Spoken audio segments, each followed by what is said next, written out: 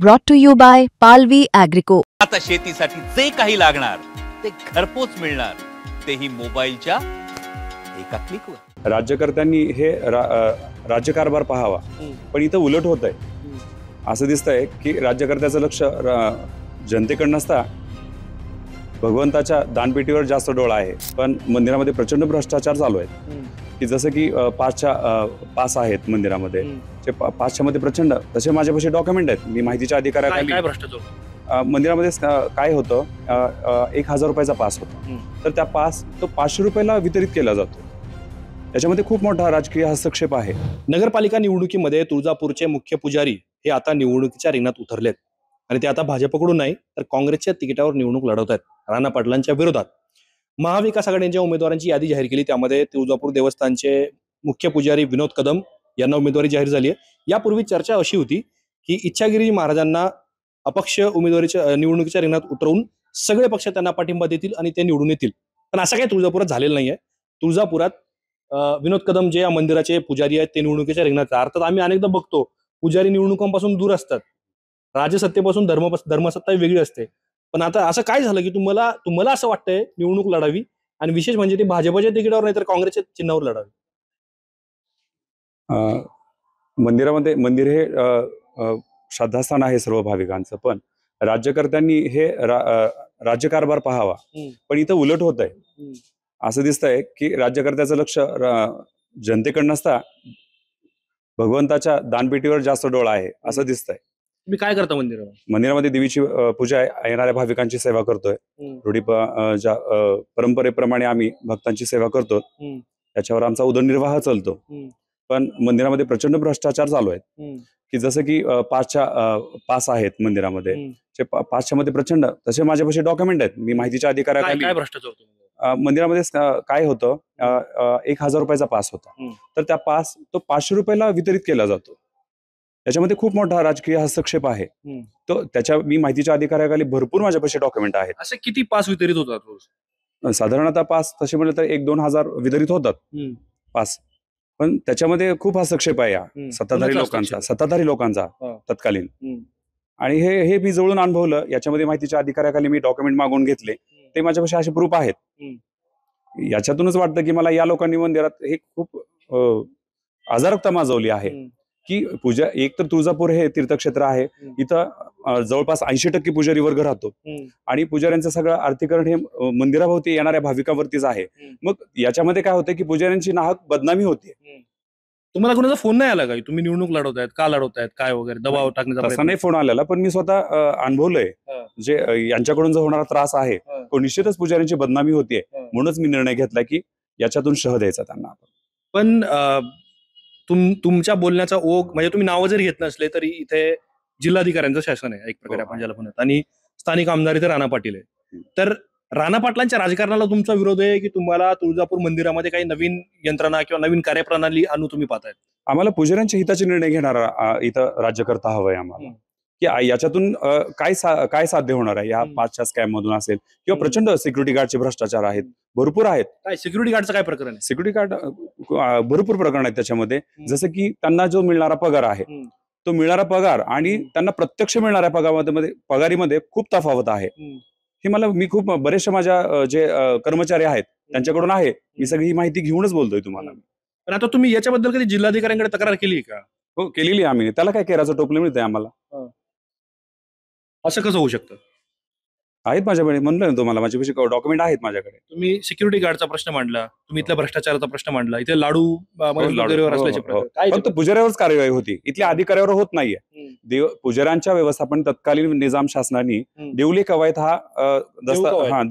हा कायदा तयार केला, तर तो पुजाऱ्यासाठी नाहीये, तर अधिकारी लोकांना सुद्धा शासन आहे। पण इथं फक्त पुजाऱ्यांवरच तो लादला जातो, हे चुकीचं आहे। प्रचंड मोठे भ्रष्टाचार झालेले अधिकारी आहेत, त्यांच्यावर काहीच कारवाई नाहीये, याच्याबद्दल देखील रोष आहे। देहू कवायत काय प्रकरण? देऊळ कवायत हा तत्कालीन निजाम शासनाने पुजाऱ्यांना देहू कवायत दिली जाते। देऊळ कवायत तो जो कायदा आहे तो पुजाऱ्यांचं व्यवस्थापन करण्यासाठी किंवा देवळात इतर भांडणं वगैरे पुजाऱ्यांची होऊ नये म्हणून एक विशेष कायदा तत्कालीन शासनाने निजाम सालाने 1919 साली हा कायदा इतक्या तयार केला होता त्याप्रमाणे तो चलत होता. पण स्वतंत्र भारतानंतर तो अविरतपणे आज चालू आहे. महाराष्ट्र अधिनियम मुंबई आपला 1952 व देवले कवायत 1909 सालीचा, त्या दोन्ही प्रमाणे मंदिर हे व्यवस्थापन चालतं. त्याच्यामधून पुजाऱ्यांचे जे अधिकार आहेत ते अजून अबाधित आहेत. असंही आहे की देऊळ कवायत फक्त पुजाऱ्यांना दिलं जाते, अधिकाऱ्यांना दिलं जात नाही. काही चुकीच्या गोष्टी घडल्या तर फक्त पुजाऱ्यांना शासन, अधिकाऱ्यांना नाहीये. भरपूर आहेत माझ्यापाशी. मी सांगतोय तुम्हाला की माझ्यापाशी डॉक्युमेंट आहेत की अधिकाऱ्यांनी भ्रष्टाचार केलेला आहे. अधिकाऱ्यांना प्रचंड, पण त्यांना काही शासन झालेलं नाही. आज ते उच्च पदावरती आहेत अधिकारी. मग याच्या मागे कोण करणार आहे? तर हे राजकारण लोकांचाच त्यांचा हस्तक्षेप आहे आणि त्यांचाच वरद हस्त त्यांच्यावरती आहे. म्हणूनच हा होत आहे की पुजाऱ्यावर अन्याय होतोय. म्हणूनच मी आज निवडणुकीच्या रिंगणात उभा. तुमचा राग नक्की कुणावर आहे? भाजपवर आहे की प्रशासनावर आहे? म्हणजे राज्यकर्ते आणि प्रशासन दोन्ही आहेत ना इथे, दोन्हीवर आहे माझा. पण राजकीय हस्तक्षेप खूप वाढतोय मंदिरामध्ये. जसं की तत्कालीन आता मागचे आमचे आमदार होते मधुकररावजी चव्हाण वगैरे, हे मंदिरात देखील येत सुद्धा नव्हते की यांना गाभाऱ्यात थेट प्रवेश आणि सर्वसामान्य भाविकांना गाभाऱ्यात प्रवेश नाही. इव्हन आमच्या पुजारीच्या लोकांना सुद्धा गाभाऱ्यात प्रवेश नाही, आमच्या महिलांना वगैरे. आणि हे जातात थेट गाभाऱ्यामध्ये जातात. हा कुठेतरी भेद आहे. हा हे पाचचं काय गौड बंगाल आहे? मग इथे काही लोकांशी बोलत होतो, त्यांचं म्हणणं होतं की आमदारांना रोज 200 पास द्यावे लागतात. मी मगाशी त्या व्हिडिओमध्ये त्याचा उल्लेख केला. महिन्याला ते 6,000 होत आहेत. इथे जिल्हाधिकाऱ्यांना पासेस दिले जातात, इथे तहसीलदारांना परत पासेस दिले जातात. ते पास पुढे कसे जातात? असाही आरोप आहे की ते पास पैसे घेऊन वाटले जातात, त्यातून पैसे कमवले जातात. हे खरं आहे का? याच्यासाठी तर मी उभा आहे ना निवडणुकीच्या रिंगणात. हेच मी सगळं काढलंय तिथून सगळं डॉक्युमेंट. थांबवण्याचा प्रयत्न नाही केला? हो केला ना आम्ही, पण तिथं पोहोच होत नाही आमची. याच्यासाठीच मी पण मला अजून महत्वाच्या प्रश्नाकडे तुमचं लक्ष वेधायचं आहे. 1800 कोटी रुपये आता या देवस्थानासाठी आलेले आहेत. पायाभूत सुविधांच्या विकासासाठी किंवा वेगवेगळ्या कामांसाठी ते पैसे वापरले जाईल. पण मंदिर संस्थांच्या आजूबाजूलाच निवडणूक फिरताना दिसते, कारण इथे पैसा येणार आहे, इथे निधी येणार आहे. भाजपचे आमदार यांनी सुद्धा त्यांची प्रतिष्ठा पणाला लावली आहे. महाविकास आघाडीकडून सुद्धा लोक, तुम्ही आता काँग्रेसच्या चिन्हावर लढतायत. असं वाटतं का की देवस्थानमध्ये येणारा निधी, त्यातून मिळणारी कामं आणि त्या सगळ्या गोष्टींकडे निवडणूक फिरते? हो, होतंय निश्चित. पण आधीच नाही विकास केलेला, इथून पुढे काय करणार? याची काय शाश्वती यांच्याकडून? ते करू शकणार नाहीत. यांना रोखण्यासाठी तर मी इथं आज उभा आहे.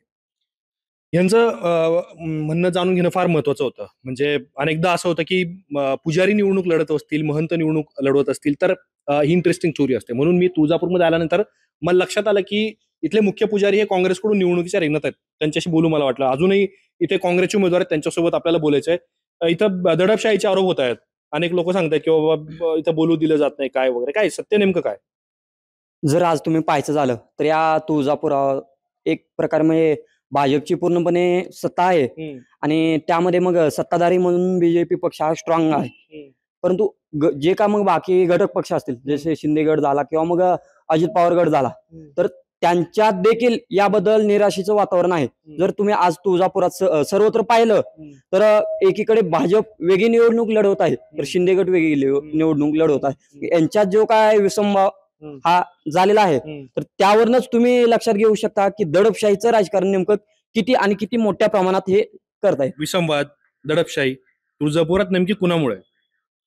तसं स्पेसिफिक कुणाचं म्हणजे मी नाव घेऊ इच्छित नाही, परंतु हे जे काय अराजकता या तुळजापुरात माजवलेली आहे, मग हे माजवणारे कोणीही असतील, मग तो घटक पक्ष भाजप असो किंवा मग बाकी कोणतेही पक्ष असतील, ठराविक भाजपला टार्गेट करत नाहीये, मग ते कोणतेही पक्ष असतील, मग त्यांनी जी काही अराजकता या तुळजापुरात माजवलेली आहे आणि एक प्रकारे राजकारणात किंवा मग समाजकारणात ते नासवण्याचं काम यांनी जे काय केलेलं आहे, त्या दडपशाहीला, त्या हुकुमशाहीला आणि त्या एक प्रकारे होत असलेल्या आमच्यावर अन्यायाला हा माझा विरोध आहे. आणि प्रभाग नंबर 1 मधनं मी अर्जुन भोजने, वय वर्ष 21 वर्ष 4 महिने, मी आज निवडणुकीच्या रिंगणात उतरलेलो आहे. तरुण उमेदवार? हो, सगळ्यात तरुण उमेदवार आहे. अर्थात ते नाव जरी घेत नसले तरी त्यांचा रोख हा राणा पाटलांकडे, जे भाजपचे स्थानिकचे आमदार आहेत. पण या निमित्ताने या निवडणुकीत हा एक मुद्दा चर्चेत आहे की भाजपने जो उमेदवार दिलाय त्याच्यावरच्या केसेस, त्याने केलेले कृत्य, त्याच्यावरचे गुन्हे, तो अनेक दिवस तुरुंगात होता काय वगैरे.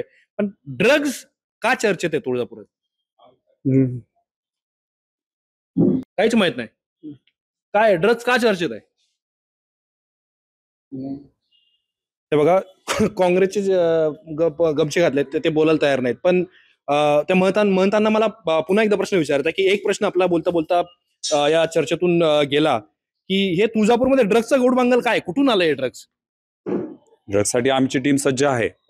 ड्रग्सपेक्षा मोठे खूप आता प्रश्न प्रलंबित आहेत, त्याच्यावर जास्त आमचा फोकस आहे. पण मग ते कसं आहे ना की इच्छागिरी महाराजांनी एक पत्र काढलेलं होतं आणि त्या पत्रामध्ये एक लाईन होती की ज्या वेळेला राजसत्ता व्यवस्थित काम करत नाही तर तिथे धर्मसत्तेला हस्तक्षेप करावा लागतो. नक्कीच तसे प्रयत्न आम्ही केले, पण जे इथले जे आहेत त्यांना आम्ही खूप प्रयत्न केले महंतासाठी, ते दुर्दैवाने नाही झालं.